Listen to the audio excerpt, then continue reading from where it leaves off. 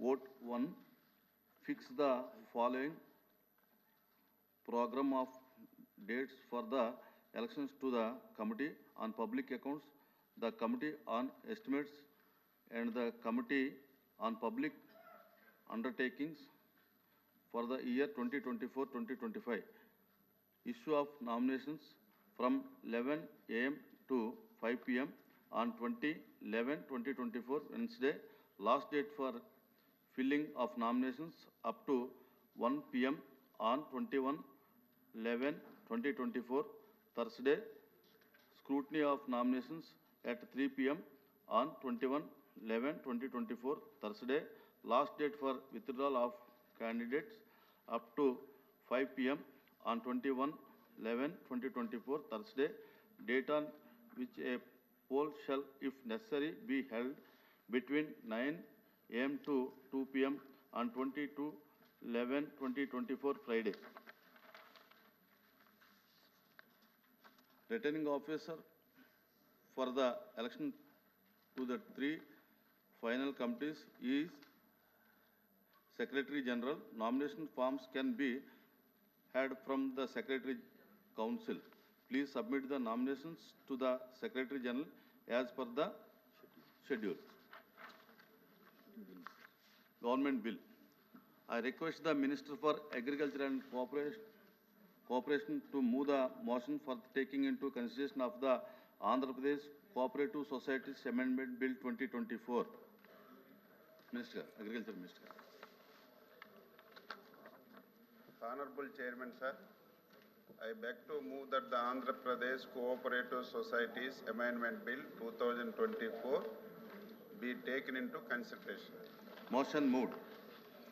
Minister, object to that.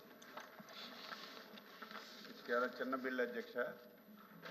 Rythu Bharosa కేంద్రం పేరు ఉండేది, రైతు సేవా కేంద్రంగా మార్చాం. అదేవిధంగా నిన్న 2 బిల్లులు వచ్చాయి.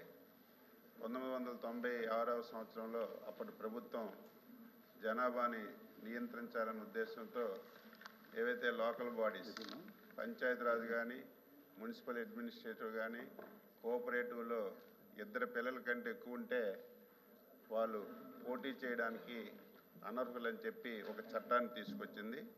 అయితే ఆ రోజు ఉన్నటువంటి పరిస్థితులు ఆ రకంగా ఉన్నాయి కాబట్టి ఆ చట్టాన్ని తీసుకొచ్చారు.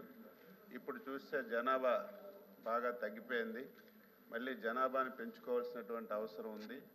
ఇది ఎక్కడే మన దగ్గరే కాదు, ప్రపంచంలో చాలా దేశాల్లో జనాభా తగ్గిపోవడం వల్ల చాలా దేశాలు ఆందోళన చెందుతున్నాయి.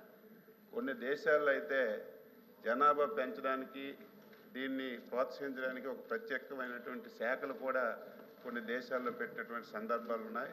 అందుకే మా ప్రభుత్వం ఆలోచన చేసి ఎట్టి పరిస్థితుల్లో మనం కూడా జనాభాని పెంచడానికి ప్రోత్సహించాలి, ఇంకా మంచి మంచి నిర్ణయాలు తీసుకొని దీన్ని ప్రోత్సహించాలనే ఉద్దేశంతోనే మరి నిర్ణయం తీసుకున్నాం.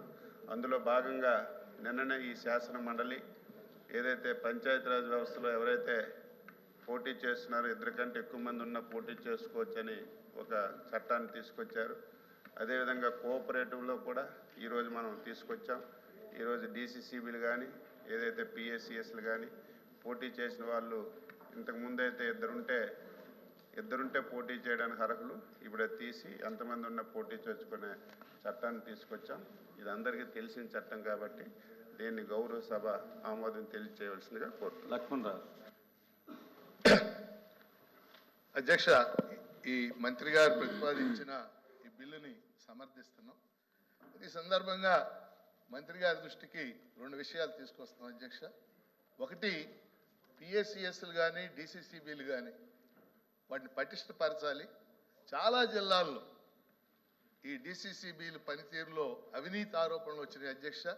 ఉదాహరణ మా గుంటూరు జిల్లాలో దాదాపు పెద్ద ఎత్తున కోట్లాది రూపాయలు అవినీతి జరిగిన ఆరోపణలు ఉన్నాయి. అందువల్ల ఈ ఆరోపణలు ఇలాంటి వాటిని విచారించి అవి రైతులకు అందుబాటులో ఉండేలాగా పటిష్టమైన చర్యలు తీసుకోవాలి. రెండో విషయం అధ్యక్ష, అనేక శాఖల్లో 62 ఏళ్ళు జరిగింది మనకు తెలుసు, కానీ సహకార శాఖలో కొన్ని విభాగాల్లో ఇంకా 60 ఏళ్లే కొనసాగుతుంది. అది ఈ సందర్భాన్ని బట్టి మంత్రి గారిని ఈ 2 విషయాలు పరిశీలించాలని కోరుతున్నాను. వెంకటేశ్వరరావు. ఇప్పుడు ఇదే పరంపరలో నిన్న ఒక 2 బిల్స్ వచ్చినాయి. ఇది ఒకటి. అంటే ఇది మోటో ఎన్నికకి సంబంధించి 2 పిల్లలు పైబడి ఉంటే పోటీకి అర్హత కల్పిస్తూ ఇది సవరణ.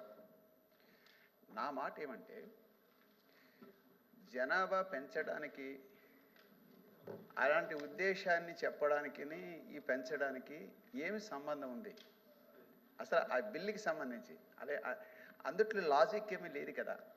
ఇప్పుడు ఉన్న వాళ్ళకి ఆ అర్హత కల్పిస్తే అది దానివల్ల జనాభా పెరగదు కదా.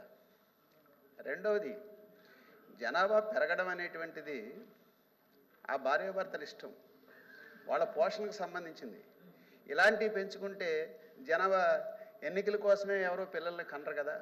అందువల్ల ఈ బిల్లు యొక్క ఉద్దేశంని ఆ రకంగా ప్రజెంట్ చేయడం అనేది బాగాలేదని చెప్పి నా అభిప్రాయం. ఓకే. ఆల్వాపి గారు. అధ్యక్ష, ఏదైతే స్థానిక సంస్థల్లో 2 పిల్లలు